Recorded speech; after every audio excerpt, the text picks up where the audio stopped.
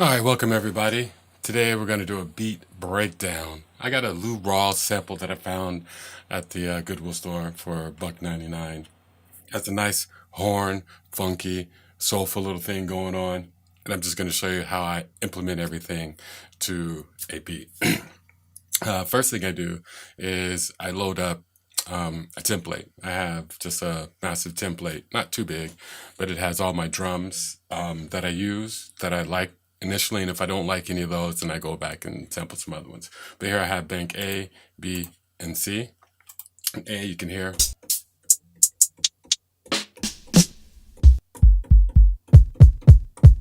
That's A, and there's B. And then here is C.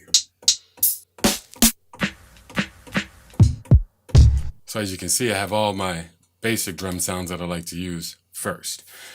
Load that up, and then I usually start with the tempo. I usually like 90 or 87, and then if I want something a little bit more faster or a little more crunk, then I go up to like 92 to 95. But I always like 90. That always seems to be a real good, comfortable tempo for myself. Once I have the tempo, I go ahead and then I lay down a simple drum track. I always keep it simple at first because once you sample and start adding things, sometimes you have to add and subtract. So I don't want to overproduce the drums in the beginning. I just kind of want them fresh and simple. And I always start with my hi-hat. This is the way that I work. I start with the hi-hat, which is what I got right here. And normally this is on it's on 16T. Right now it's on 1/8 because of the hi-hat, which is fine. Let's see. So there's my hi-hat. Sometimes I add another hi-hat. I can't do it, it's in mute mode. Sometimes I add another hi-hat to give it a little more of a, tap dance feel, clock, like, something like that. This one I kept it simple because the hi-hat in the actual sample adds a little bit extra with it. Snare wise, I've got 2 snares going on here. Let's see which ones I got. I got 810, 811, and 810. So where is it at?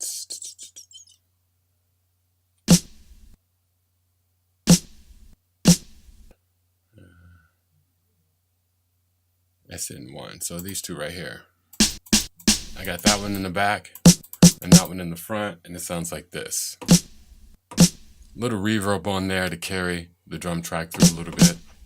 For drums, I've got this one here, so I'm layering drums as well. I've got DR8-2, where you at, right here, and DR8-5. So that's that taking the high end off that low end to keep that punch, speaker bump, and then that one has more of the highs and the puffy sound, and together you got that. Capiche? This is what the drum track sounds like. Now, then again, this is just straightforward and basic to begin with.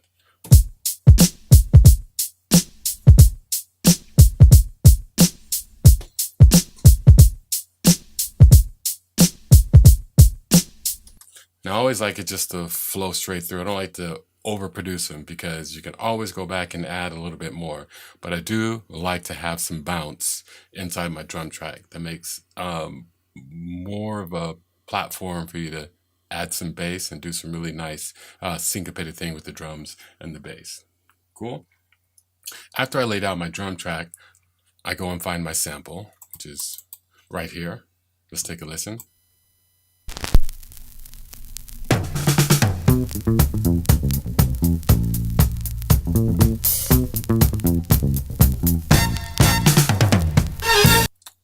Okay, I'm going to stop right there because I didn't use any of this bass part in the beginning. I started with the horn stab and the drum roll right here.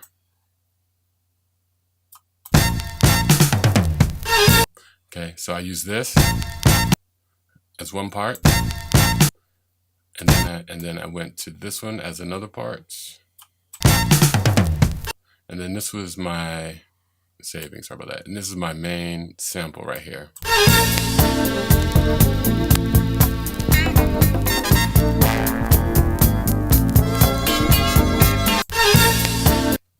Okay, and let's go to the sample page.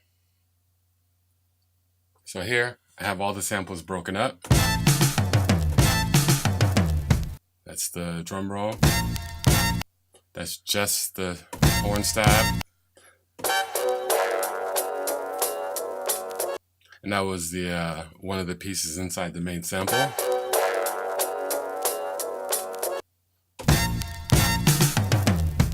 And that's the whole horn stab and drum roll. And here's the main part that I used.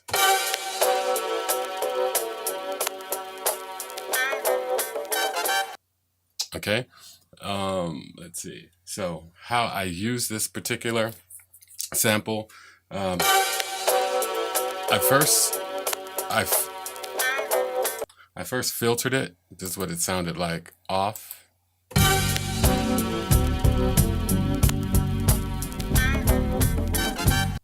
Now, you can roll with it with the bass in there if you choose to.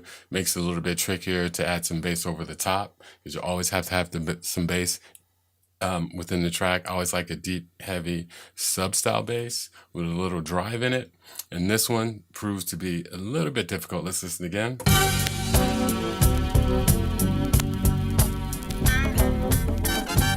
And there's just a little bit too much tonality in there. I want to minimize that because I have all my other elements that I'm going to drive. So I want a nice little bed.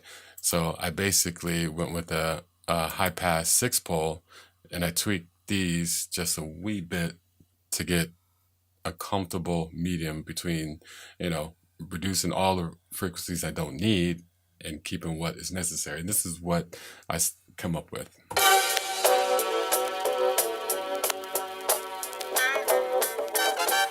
Now it sounds kind of hollow, and I like that. I also, if I'm not mistaken, I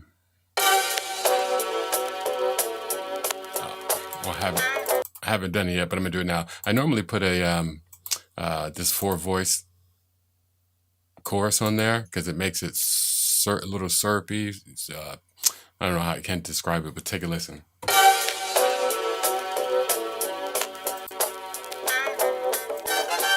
Hear that?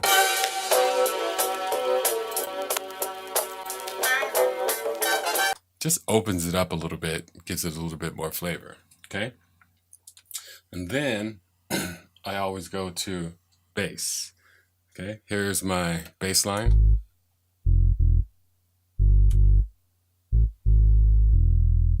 Okay, might not sound like much by itself, but with the beat and just the bass, you will hear the difference. And what I have for bass is, let's go to the main page. I'm using a bass patch called Forefront Bass. And it's just a real basic bass guitar, basically. I'll turn this off so you can hear it. Let's see, just a really standard bass, fretted noise, everything. Nothing special on that at all. But what I do is I add a low pass filter, and you set this to your desired, let's see, turn it back on. Let's see. So this one you're just going to set to give you the right amount of woof and drive that you want. And then I have the 4-band EQ. I turn D6 off, and I always use these as a preset. I have these written down so I can always go back to it. And this adds the right amount of woof to it. And I still have the bass tonality in there. And you can tweak these for every song to get different variety of tonality and feel. And what I do when I lay down the bass line, I always copy with the hold on a second. I always copy the drums. So let's listen here.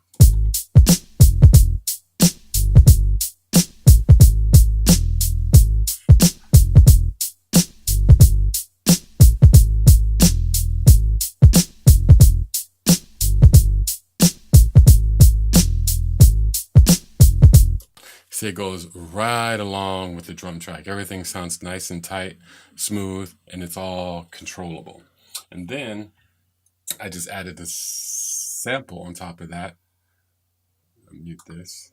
Go back to type A. And it's just a simple.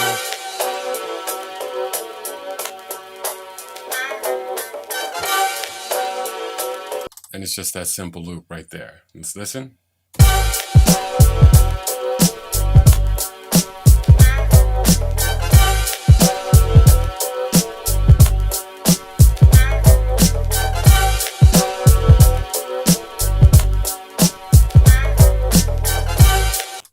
And what I do at this point, once I have my drums, my bass, and my sample together, I usually go to the track mute and just get a feel. I just drop things out periodically just to get a little flavor of if it can hold up on its own. So let's try that for a second. I'm gonna drop the bass out.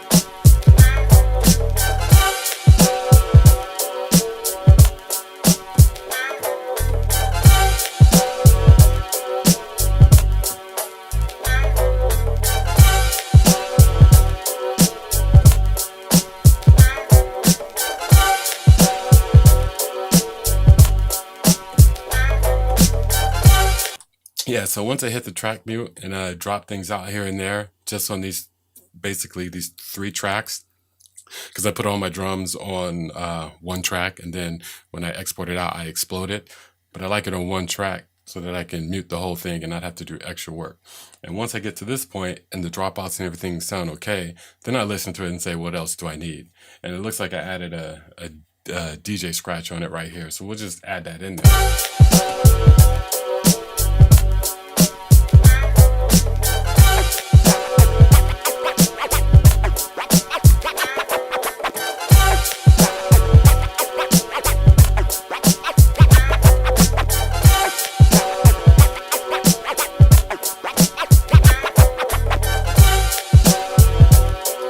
And it's sounding good just as it is on these 4 little tracks.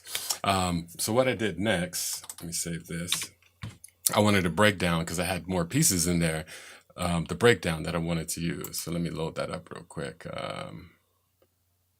So now that I have the main sequence, I went ahead and I created an additional sequence for a breakdown. And I just made this one, instead of a 4-bar, I made it a 2-bar. And I used, where is it? This one. And along with the drum roll.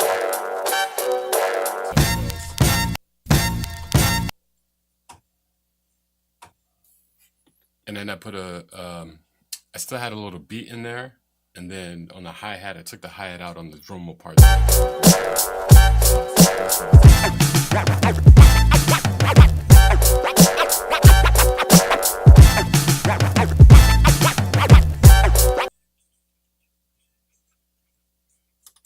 Okay, and then I think this is just, yeah, that's just a sample by itself, a sequence with a sample by itself. So there's 3 different sequences. When you put it in the song mode, it sounds like this.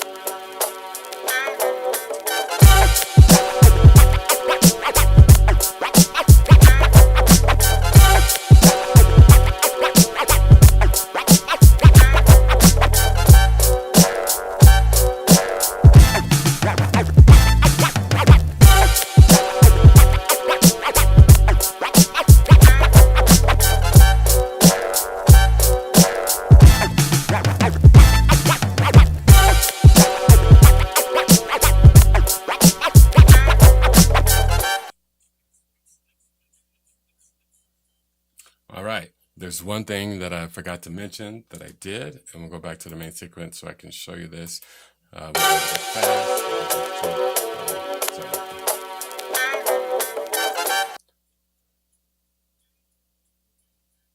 So I pitched this down -3.